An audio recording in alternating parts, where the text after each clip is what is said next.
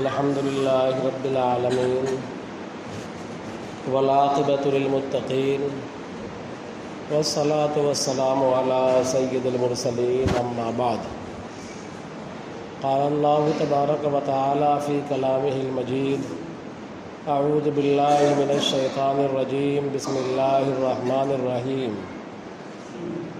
وشاورهم في الأمر فإذا عزمت فتوكل على الله وقال تعالى في موضع آخر وأمرهم الشورى بينهم صدق اللہ العظیم۔ محترم بزرگوں، عزیز ساتھیوں، گزشتہ ہفتے آپ حضرات کے سامنے بات آئی تھی کہ اتباع رسول صلی اللہ علیہ وسلم ہی اصل میں عشق رسول ہے۔ عشق رسول کا اظہار کرنے کے لیے صرف نعرہ لگانا یا جلوس نکالنا کافی نہیں، بلکہ اصل عشق رسول اور اس کا اظہار یہ ہے کہ نبی کریم صلی اللہ علیہ وسلم کی اتباع کی جائے، آپ کے سنت کی پیروی کی جائے۔ اس سلسلے میں تفصیل سے بات آئی تھی۔ بات شروع کرنے سے پہلے ایک مسئلے کی طرف توجہ دلانا چاہوں گا۔ عام طور پر لوگ پوچھتے ہیں اور پوچھا بھی ہے کہ ہم اپنے بستیوں میں، سماج میں رہتے ہیں، ہمارے ساتھ برادران وطن بھی ہیں، ان کے تہوار کے مواقع آتے ہیں، ان تہواروں میں ہمارا عمل کیا ہونا چاہیے؟ ان کی طرف سے جو ہدیے ملتے ہیں وہ ہدیہ ہمارے لیے جائز ہے یا ناجائز ہے؟ اس طرح کے سوالات کل بھی لوگوں نے پوچھا ہے کہ دیوالی کے موقع پر گفٹ آیا ہمارے یہاں، کیا ہم اس کو استعمال کریں یا نہ کریں؟ اس سلسلے میں عرض ہے کہ بلا شبہ ہندو مسلم اتحاد ہمارے لیے ضروری ہے۔ امام الہند مولانا آزاد رحمۃ اللہ علیہ نے ایک مرتبہ کہا تھا کہ اگر کوئی آسمانی فرشتہ یہ اعلان کر دے کہ میں تم کو آزادی دے دوں گا بشرطے کہ تم ہندو مسلم اتحاد سے دستبردار ہو جاؤ، تم الگ قومی نظریہ اپنا لو، وہ الگ قومی نظریہ اپنا لیں اور ہندو مسلم اتحاد کو ختم کر دو، تو میں اس فرشتے کی اعلان کو قبول نہیں کروں گا، میں آزادی کو حصول میں تاخیر کو گوارا کر لوں گا، لیکن ہندو مسلم اتحاد کو نہیں چھوڑوں گا۔ یہ مولانا آزاد نے کہا تھا۔ بہرحال تو ہندو مسلم اتحاد ضروری ہے، لیکن اس اتحاد میں اپنے عقیدے سے، اپنے ایمان سے ہم سمجھوتا نہیں کر سکتے۔ اپنے عقیدے کو، اپنے ایمان کو اس اتحاد پر ہم قربان نہیں کر سکتے، لہذا ہم کو ہر حال میں اپنے عقیدے اور ایمان کی حفاظت کرنی ہے۔ اللہ تعالیٰ نے فرمایا لا ترکنوا الی الذین ظلموا فتمسکم النار، کہ اے لوگوں تم شرک کی طرف، ظلم کرنے والوں کی طرف، ظلم سے مراد یہاں شرک ہے، کہ شرک کرنے والوں کی طرف ہلکا میلان بھی نہ رکھو، اگر تم ایسا کرو گے تو جہنم کے لیے تم تیار ہو جاؤ۔ لہذا اتحاد بلا شبہ ضروری ہے، لیکن اس اتحاد کے لیے اپنے عقیدے اور ایمان کی بھیٹ ہم نہیں چڑھا سکتے ہیں۔ اپنے ایمان اور عقیدے کی حفاظت ہر حال میں ضروری ہے۔ لہذا فقہا نے لکھا ہے صراحت کے ساتھ کہ غیر مسلموں کے کسی تہوار میں عملی طور پر شریک ہونا یہ ناجائز ہے اور حرام ہے۔ غور سے سن لیجئے، چاہے وہ کسی وبھاگ سے تعلق رکھتے ہوں، غیر مسلموں کے کسی بھی تہوار میں عملی طور پر شریک ہونا، ان کے شرک والے عمل میں شریک ہونا یا وہاں پر موجود رہنا جہاں پر شرک کیا جا رہا ہے، یہ حرام ہے۔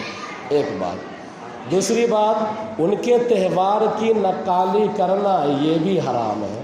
دیپاولی گزرا ہے، اس دیپاولی کے موقع پر اپنے گھروں پر اتحاد کا پیغام دینے کے لیے اپنے گھروں پر دیے جلا لینا یہ بھی حرام ہے۔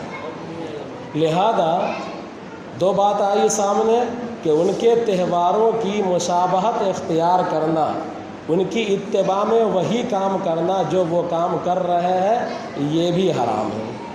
مثال کے طور پر ہولی کا موقع آتا ہے، رواداری کا مظاہرہ کرتے ہیں، اور مسلمان میں سے بعض افراد ایسے ہیں جو عبیر اور گلال لگا لیتے ہیں یا رنگ لگا لیتے ہیں، حرام ہے، اس سے بچنا چاہیے۔ عقیدہ بگڑتا ہے، ایمان بگڑتا ہے، ایمان کے ضائع ہونے کا خدشہ ہے۔ بہرحال یہ دو چیزیں ہوئیں۔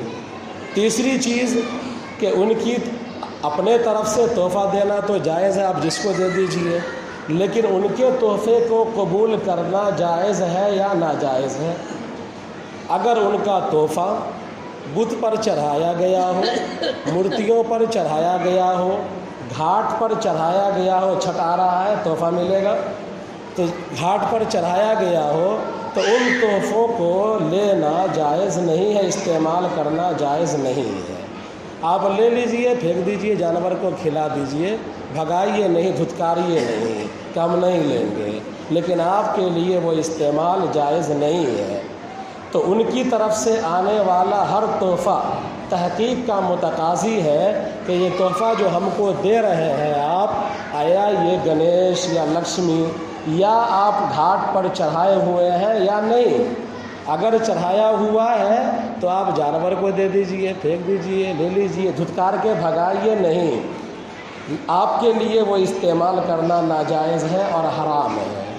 لیکن اگر تہوار سے ایک دن پہلے، 2 دن پہلے اگر آپ کو کوئی تحفہ دے دیا جاتا ہے تو اس تحفے کو قبول کرنے میں، اس کو استعمال کرنے میں کوئی دقت کی بات نہیں ہے۔